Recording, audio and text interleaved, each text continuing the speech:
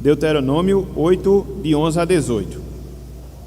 Guarda-te, não te esqueças do Senhor, teu Deus, não cumprindo os seus mandamentos, os seus juízos e os seus estatutos que hoje te ordeno, para não suceder que, depois de teres comido e estiveres farto, depois de haveres edificado boas casas e morado nelas, depois de se multiplicarem os teus gados e os teus rebanhos, e se aumentar a tua prata e o teu ouro, e ser abundante tudo quanto tens, se eleve o teu coração, e te esqueças do Senhor teu Deus, que te tirou da terra do Egito, da casa da servidão, que te conduziu por aquele grande e terrível deserto de serpentes abrasadoras, de escorpiões e de secura,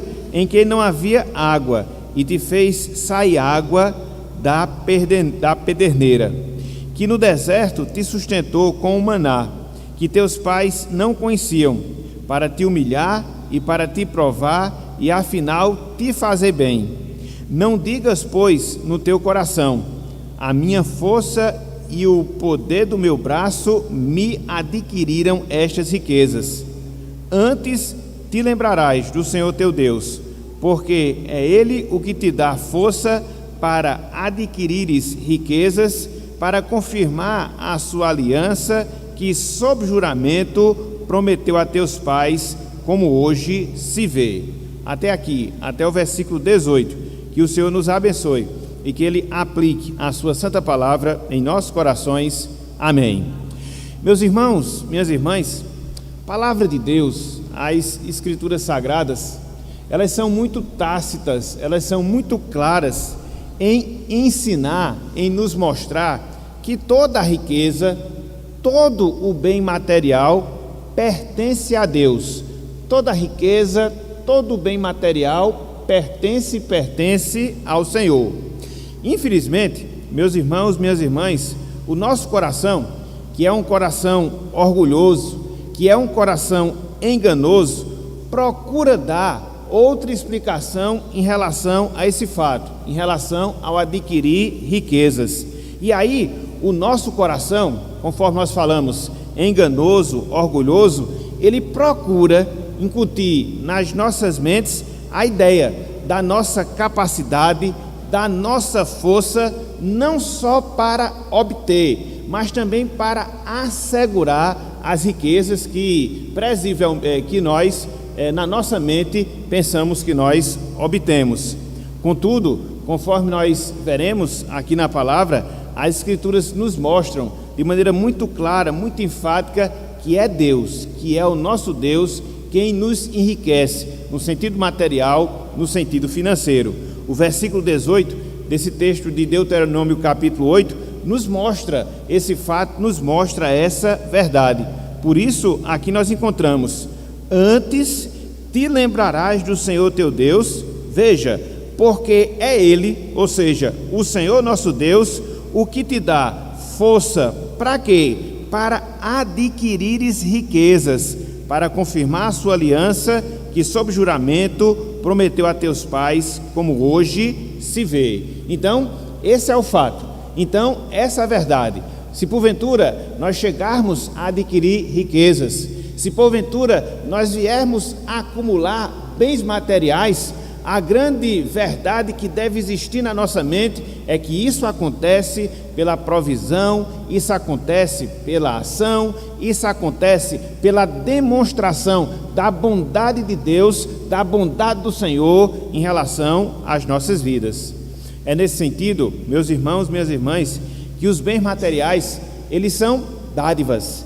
É nesse sentido que os bens materiais, eles são bênçãos do Senhor, bênçãos de Deus para nós, seres humanos, no sentido geral. É por isso que nós entendemos que a nossa mordomia envolve também esse aspecto. A nossa mordomia envolve também essa categoria, ou seja, dos bens financeiros, ou seja, dos bens materiais. E aí você pode se perguntar, e aí você pode se indagar: Mas por que será que isso acontece? Por que será que isso se dá? Uma vez que é Deus o dono de toda a riqueza, uma vez que é Deus que na sua bondade nos faz mordomos seus para que nós possamos administrar essas riquezas, por que será que isso se dá? Por que será que isso acontece? Por pelo menos 3 razões, por pelo menos 3 finalidades. A primeira delas, para o bem da raça humana, para o bem da raça humana no seu sentido geral. A segunda delas, para o prazer humano, para o prazer do homem. E a terceira delas, para a expansão do reino de Deus aqui na terra. Então, quando nós pensarmos em bens materiais, que nós nos lembremos que nós somos mordomos de Deus em relação a eles, e que isso acontece para o bem da raça humana, isso acontece para o prazer humano, isso acontece para a propagação, o crescimento do reino de Deus, do reino do Senhor aqui na terra.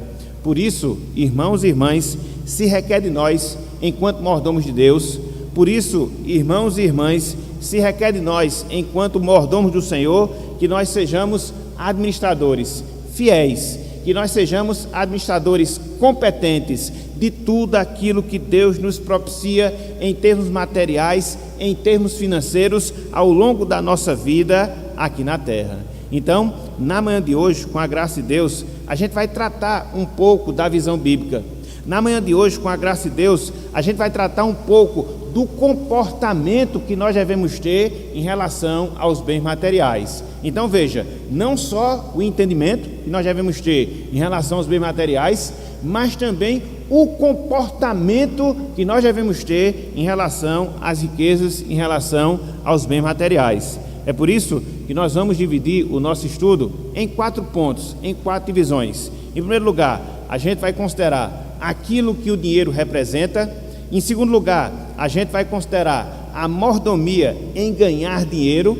Em terceiro lugar, a gente vai considerar a mordomia no gastar dinheiro. E em quarto lugar, a gente vai ver Jesus, o nosso grande modelo de mordomia dos bens materiais, de mordomia dos bens financeiros. Então, 4 pontos, 4 divisões, e nós vamos pautar o nosso estudo na manhã de hoje com a graça de Deus. E aí, no devido tempo, a gente vai abrir para que os irmãos possam fazer as suas observações e também tirar as suas dúvidas. Então, em primeiro lugar, o que o dinheiro representa? Em primeiro lugar, o que é que o dinheiro representa? A gente pode definir, irmãos e irmãs, dinheiro como o meio de pagamento na forma de moeda ou na forma de cédulas, emitido e controlado pelo governo de cada país, pelo governo de cada nação. Essa aqui é uma definição, vamos assim dizer, secular do que seja dinheiro. É o meio de pagamento em forma de cédula, em forma de moeda, emitido e controlado pelo governo de cada país. Entretanto, nós devemos ter uma visão mais abrangente. Entretanto, a gente deve ter uma visão mais profunda daquilo que o dinheiro deve significar em relação a cada um de nós, em relação às nossas vidas. O dinheiro, meus irmãos, o dinheiro, minhas irmãs, representa o nosso tempo. O dinheiro representa a nossa dedicação. O dinheiro, ele representa a nossa energia. O dinheiro, ele representa as nossas ideias que são investidos para quê? Para que a gente possa adquirir. Então, muitas vezes a gente não percebe isso. Muitas vezes a gente não para considerar. Então, quando nós recebemos, por exemplo, o nosso salário no final do mês, o que é que a gente deve ver ali naquele salário? O tempo que a gente gastou, o esforço que a gente empreendeu, o desgaste que nós tivemos, seja físico, seja intelectual, para quê? Para adquirir as coisas materiais para o nosso sustento, para a nossa provisão. Então, quando você tem essa percepção, quando você tem essa compreensão do que seja dinheiro, então você vai ter uma noção mais clara de como você deve gastar e de como você deve investir em relação à sua vida.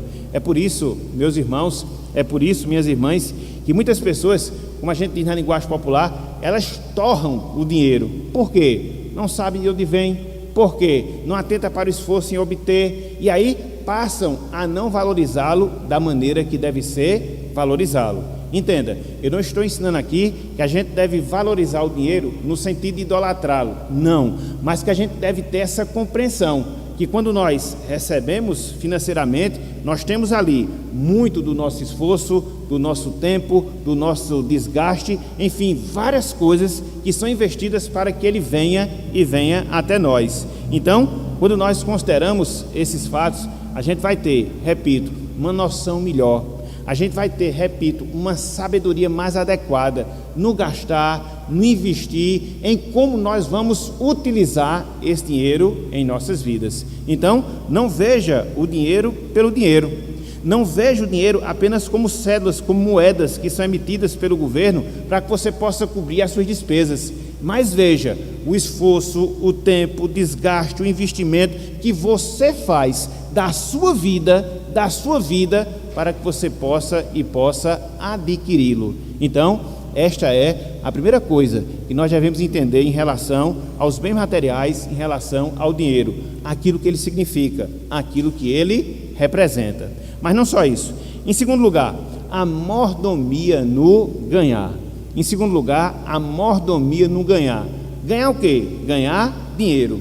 Irmãos, irmãs, a Bíblia, as Escrituras, a Palavra de Deus, em nenhum lugar, de Gênesis até o livro de Apocalipse, condena a aquisição de dinheiro. Você não vai ver, repito, de Gênesis até Apocalipse, alguma proibição que venha a nós dizendo, não adquira dinheiro, não ganhe dinheiro. Não existe isso nas Escrituras, não existe isso na Palavra de Deus.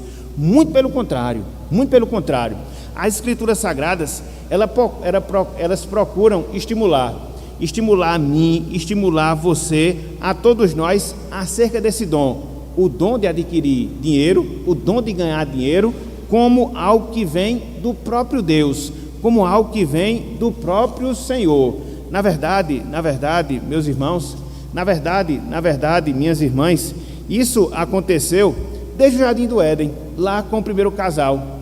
Desde o Jardim do Éden, lá quando Deus ele dá aquilo que nós chamamos de mandato cultural, para que ele pudesse trabalhar, para que ele pudesse investir a sua energia e assim ele pudesse se manter na sua vida. Então, isso confirma, isso corrobora esse fato. Não há proibição nas Escrituras acerca de você adquirir dinheiro. Pelo contrário, a Bíblia estimula a fazer isso. E Deus nos dá dos seus talentos, Deus nos dá das suas capacitações para que nós possamos atingir esse objetivo, alcançar essa finalidade em relação às nossas vidas. Abram aí, por favor, bem rápido. Livro de Gênesis, capítulo 3, versículo 19. Livro de Gênesis, capítulo 3, versículo 19. Aqui, pós-queda, né? Antes da queda, Deus já havia dado ao homem a instrução de guardar e cultivar o Jardim do Éden. Está lá em Gênesis capítulo 2.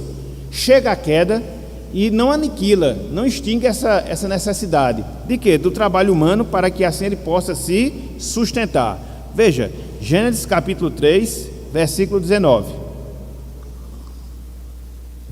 Eu sempre gosto de dizer que nos três primeiros capítulos de Gênesis, nós temos as três principais instituições que Deus ele deu ao homem.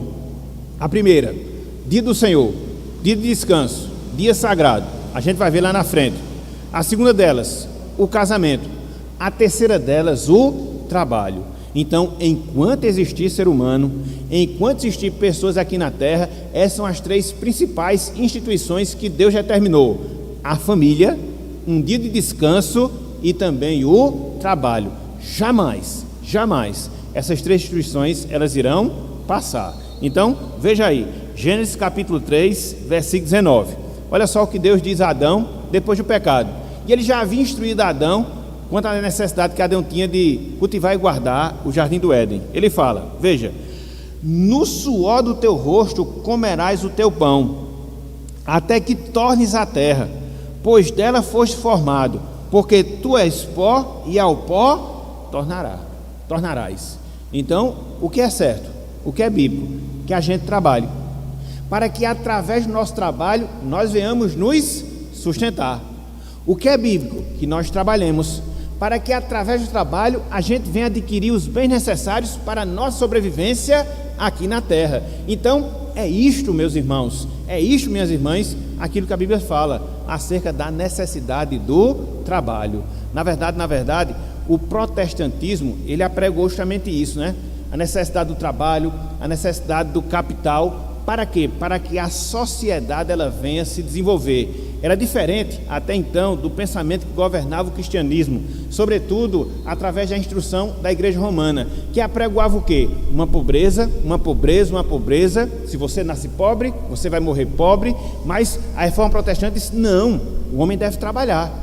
E uma vez que ele trabalha, qualquer ser humano tem a capacidade, em desenvolver nas suas atividades, de alcançar um nível financeiro, um nível material satisfatório, confortável. Então, de certa forma, foi uma revolução que a igreja, o movimento da reforma protestante trouxe para o cristianismo. Então, a gente vê isso aonde? Desde o Gênesis, desde o começo. Mas não só isso. Abram aí, por favor, livro de Eclesiastes. Livro de Eclesiastes. Capítulo 5, livro de Eclesiastes, capítulo 5.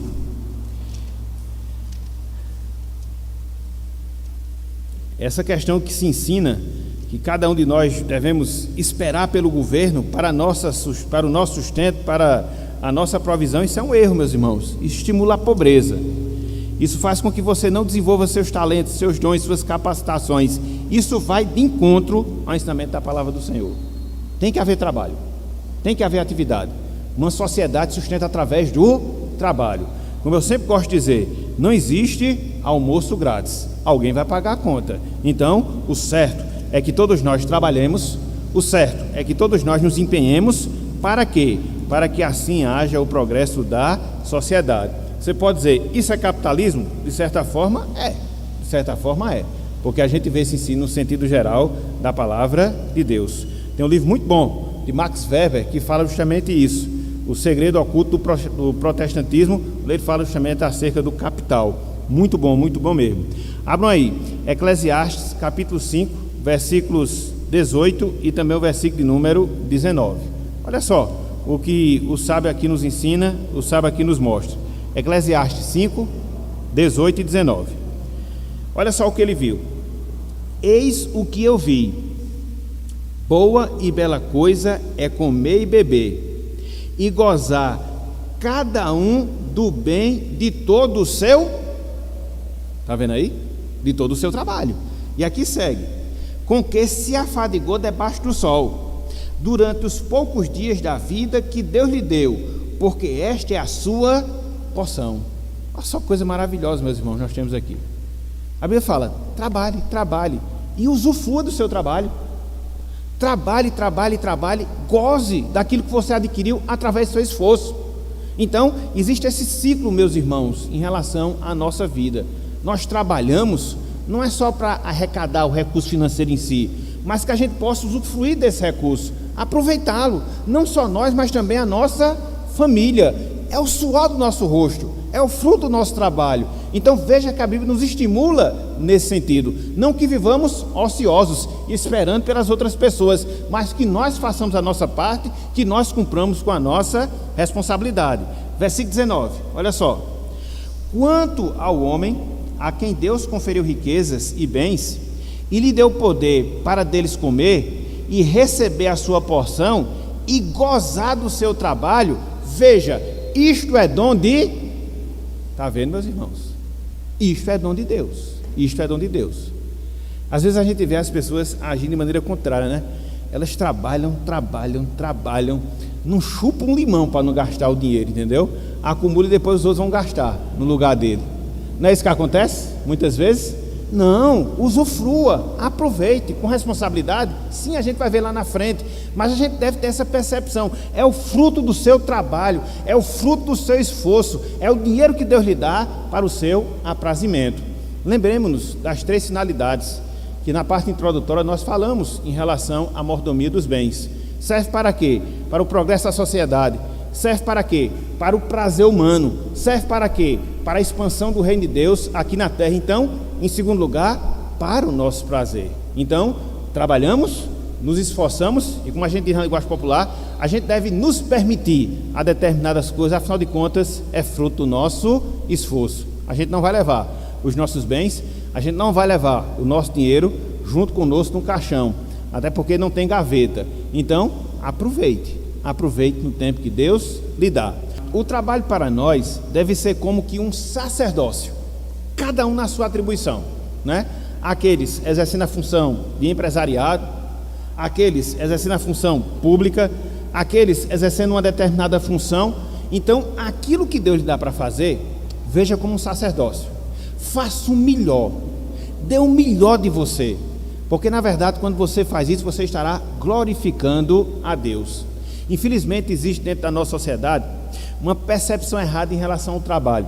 Por exemplo, quando você chega na segunda-feira, é o dia mais desestimulante das pessoas. É o dia de trabalhar, é o dia de pegar no batente, é o dia de pegar no pesado. Não, é o dia que Deus está lhe dando para que você possa empreender seu esforço, para que você possa empreender os seus talentos, para que através disso você glorifique o seu Deus, você possa se manter e você possa desenvolver a sociedade na qual você está inserido. Uma visão completamente diferente, porque infelizmente, repito, em virtude da nossa sociedade, a sociedade brasileira ter sido influenciada pelo romanismo, a gente tem essa visão negativa, a gente vê o trabalho como uma maldição. Não é. Se fosse uma maldição, Deus não tinha dado a ordem a Adão antes do pecado. Para quê? Para que ele pudesse cultivar e guardar o jardim do Éden. Então, o trabalho é algo divino, que deve gerar em nós prazer, deleite. Eu sei que às vezes não é fácil. Muitos de nós aqui muitas vezes lidam com determinadas pessoas no trabalho, patrões que são incompreensíveis, pessoas com as quais você lida que muitas vezes não lhe respeita. Às vezes é uma dificuldade, mas a gente tem que ter uma visão mais ampla, pedir graça para superar essas dificuldades e agir de maneira correta e ter uma visão correta em relação ao trabalho, certo? Então, de fato, trabalho é um dom que Deus nos dá, um sacerdócio que Ele reserva para cada um de nós, seja ele qual for. Não existe trabalho mais importante, menos importante, todos eles têm a sua relevância e juntos faz com que a nossa sociedade ela possa progredir. Afinal de contas, você não pode ter só cacique numa tribo, né? Você tem que ter cacique, tem que ter índio, então para poder ter a hierarquia muito bem organizada. Então, assim é na sociedade. Uns têm um determinado trabalho que ganham mais, de certa forma recebem certa notoriedade, outros nem tanto, mas se soma e se encaixa, e cada um aí faz sua parte para que, conforme a gente diz, a roda da economia ela possa girar, ok? Então, olha só, Salmo 128, versículo 2, Salmo 128, versículo 2, olha só, aqui é o homem bem-aventurado, né? Se você pegar o versículo primeiro, você vai ver isso, né? Ele diz, né, bem-aventurado, aquele que teme o Senhor e anda nos seus caminhos. Aí ele começa a especificar como é a vida da pessoa que é bem-aventurada, como é a vida da pessoa que é mais que feliz. Como é? Versículo 2, veja, ó, do trabalho de tuas mãos, o que? Feliz serás, e o que mais? E tu te tá vendo aí, meus irmãos? Trabalho, entendeu? Então, você é um bem-aventurado justamente por causa disso, você come do seu trabalho, você se sustenta através do seu suor. É claro, a gente vai ver lá na frente, né, que Deus é que provisiona tudo isso para nós, mas há essa participação, há essa responsabilidade. Então é o privilégio, é a bênção que Deus ele nos concede, e através desse trabalho, o que é que acontece? A gente recebe a nossa manutenção material, a nossa sobrevivência aqui na terra, seja aqueles que estão na ativa, seja aqueles que já se aposentaram, mas que no passado trabalharam. Então, tudo fruto do trabalho das nossas mãos, ok? Deu para perceber isso, meus irmãos? Trabalho não é maldição. Deu para perceber isso? Trabalho é bênção. Deu para perceber que Deus, Ele exige de nós que nós trabalhemos para que através desse trabalho a gente possa adquirir aquilo que se chama de vil metal para a nossa manutenção, e que é um dom que Deus nos dá. Na verdade, é um mandato cultural que Deus ele nos concede. Para quê? Para a nossa vida aqui na terra. Então não esqueça, são 3 as instituições principais de Deus para o homem: a família, o dia do Senhor, o trabalho, e elas nunca vão deixar de existir, elas nunca vão se acabar, ok? Então, se você entende isso, se você entende esse princípio, essa verdade, que o dinheiro é o produto do trabalho honesto e que, como consequência, ele é uma dádiva de Deus, você precisa ter pelo menos duas regras em relação a esse ponto aí. Você precisa considerar dois aspectos para que você não possa ter uma visão defeituosa em relação ao dinheiro. Então, a gente já viu que é dádiva, uma vez que ele é honesto, é uma bênção de Deus, Deus nos estimula a isso, mas quais são as duas coisas que nós precisamos levar em conta em relação à aquisição do dinheiro? Quais são as duas regras que nós devemos obedecer na aquisição dos recursos materiais para que isso não se torne pecado para nós, para que isso não se torne pecaminoso para nós? Aqui, meus irmãos, existe um ponto fundamental. É aqui que nós chamamos de linha tênue, né? Uma linha fina, que muitas vezes separa você tem uma visão correta de uma visão errada do dinheiro. Então veja, Deus lhe estimula e lhe exorta a trabalhar.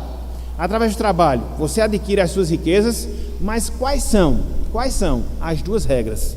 Quais são os dois princípios que você deve guardar na aquisição dos bens materiais, na aquisição do dinheiro? Quais são? Primeiro deles, não podemos ser gananciosos na busca do dinheiro. Não podemos ser gananciosos na busca do dinheiro. Abram aí, por favor. 1 Timóteo capítulo 6. 1 Timóteo capítulo 6. Aqui é a primeira regra. Não seja ganancioso, ok?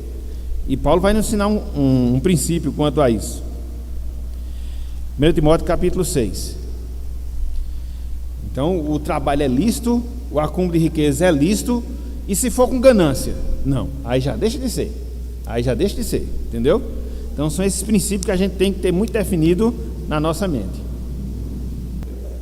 1 Timóteo 6, em diante, né? Diz o seguinte, ó: de fato, grande fonte de lucro é a piedade com o contentamento, porque nada temos trazido para o mundo, nem coisa alguma poderemos levar dele.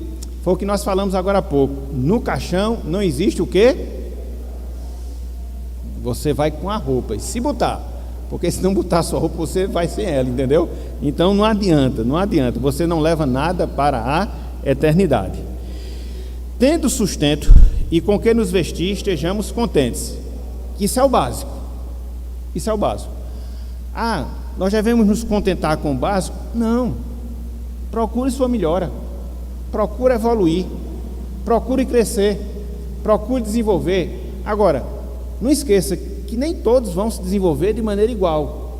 Financeiramente, uns vão se destacar muito, outros vão se destacar mais ou menos, e outros vão destacar pouco no sentido de acumular. É assim que acontece dentro da sociedade, porque você não só tem rico, e também você não só tem pobre. Então existem as classes sociais. Mas o que é que você deve fazer?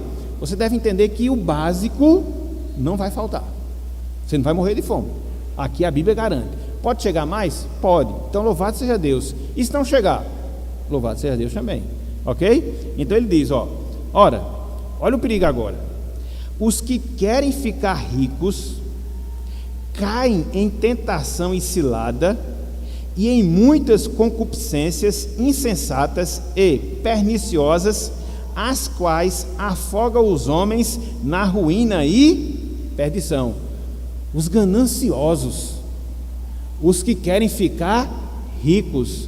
Então, o problema não é o dinheiro. O problema, conforme Paulo vai falar, é o amor ao dinheiro, que muitas vezes faz com que as pessoas percam o senso do que é certo e do que é errado. E a gente viu, na última semana, os escândalos de ditos pastores por causa disso. O que é isso? Amor ao dinheiro, amor ao poder. E a gente vê todas as mazelas que isso produz e os impactos negativos, inclusive com péssimo testemunho do Evangelho. Péssimo testemunho do Evangelho. E é um fato, a gente não pode negar a realidade, certo? E aí ele fala, versículo 10: porque o amor do dinheiro é a raiz de todos os males. E alguns nessa cobiça, nessa ganância, veja, se desviaram da fé e a si mesmos se atormentaram com muitas dores. Isso acontece, meus irmãos. Gente que faz do dinheiro o seu Deus. Gente que faz do dinheiro o seu ídolo.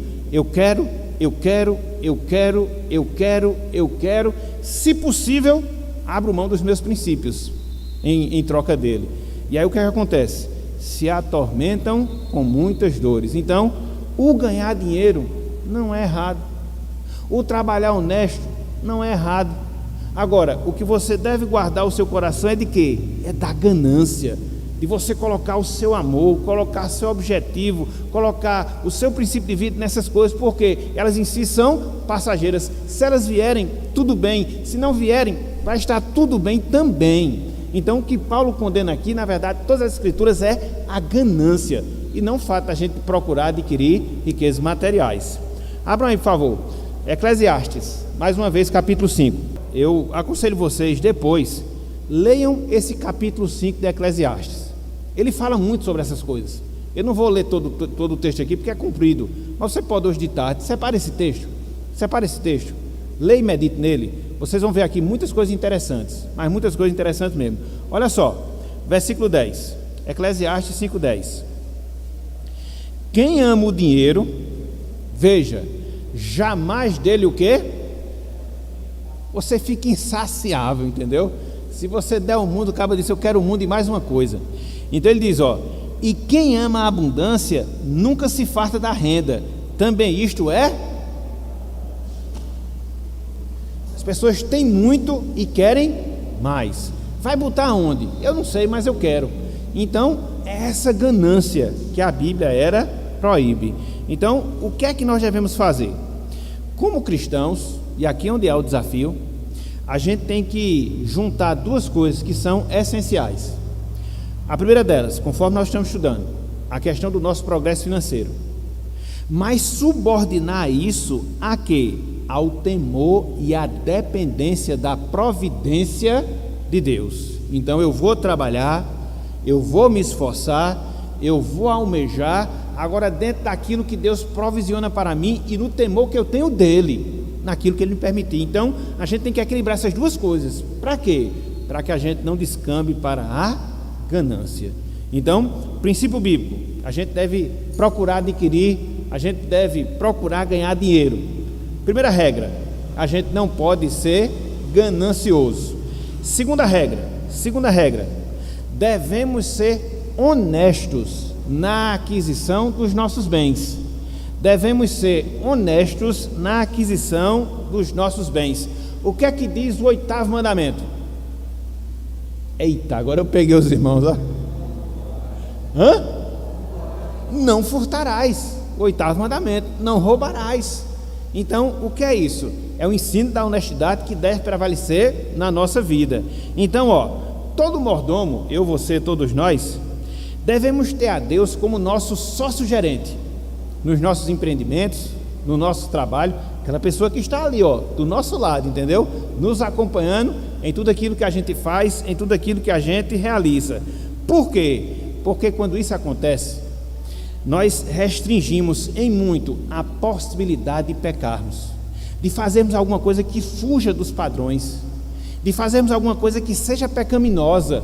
Por quê? Porque eu tenho a consciência de que Deus está aqui vendo o meu trabalho, Deus está aqui vendo como eu lido com o meu negócio, Deus está aqui vendo o meu procedimento em relação a como eu estou adquirindo os bens materiais. A gente tem essa noção. Não existe separação da minha vida profissional, da minha vida empresarial, da minha vida religiosa. Não, Deus ele está presente em ambas as vidas, em ambos os aspectos. Por quê? Para que nós não hajamos contrariamente à palavra do Senhor. Olha só, meus irmãos, o que Paulo fala lá em Efésios capítulo 4. Eu vou trabalhar só primeiro, até o segundo ponto hoje, porque já tocou, e aqui eu vou esmiuçar algumas coisas.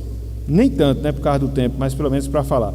Abra aí, Efésios capítulo 4, versículo 28. Olha só como a Bíblia diz.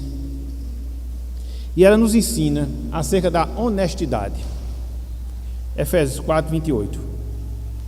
Então, o segundo princípio, devemos ser honestos na aquisição dos bens materiais. É o princípio do 8º mandamento: não furtarás. Ele diz, olha só, Efésios 4:28, aquele que furtava, não furte mais. Antes o quê? Olha a mudança de vida. Então, se você era um ladrão antes, deixe de ser. Agora você vai trabalhar. E o que mais? Fazendo com as próprias mãos o que é bom, honesto. Para quê? Para que tenha com que acudir ao necessitado. A gente vai ver lá na frente a questão da generosidade, mas eu queria só focar aqui nesse aspecto, o aspecto da honestidade. Vamos para 2 textos, e eu vou encerrar, pelo menos em termos de versículo, a nossa aula aqui com esses textos. Abram aí, Provérbios. Essa questão da honestidade no nosso trabalho, porque também não adianta, né, você adquirir riquezas que não sejam lícitas. Não adianta. E Provérbios é muito enfático nesse sentido. Olha só o que diz aqui, ó. Provérbios 13:11. Provérbios 13:11. 13:11.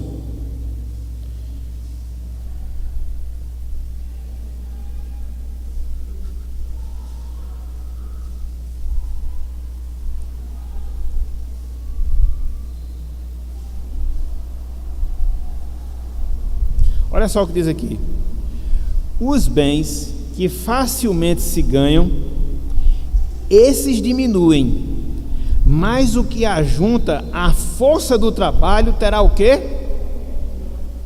Vocês já viram que muitas pessoas que ganham nesses concursos que nós temos aí, ganham rios de dinheiro, e às vezes não dá muito tempo, a pessoa está pobre novamente.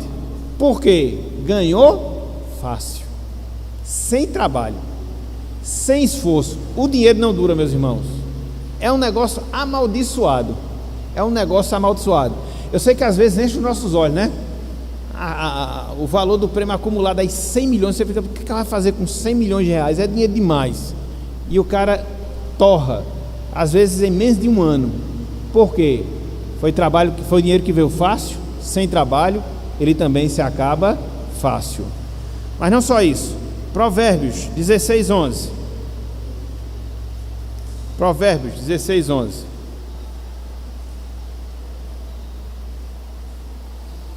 Olha só o que diz aqui, ó. Peso e balança justos pertencem ao Senhor. Obras são todos os pesos da bolsa. Então, o contexto aqui é o quê? As pessoas vendiam determinados produtos, utilizando ali a questão do peso, colocavam pesos falsos para poder ganhar mais.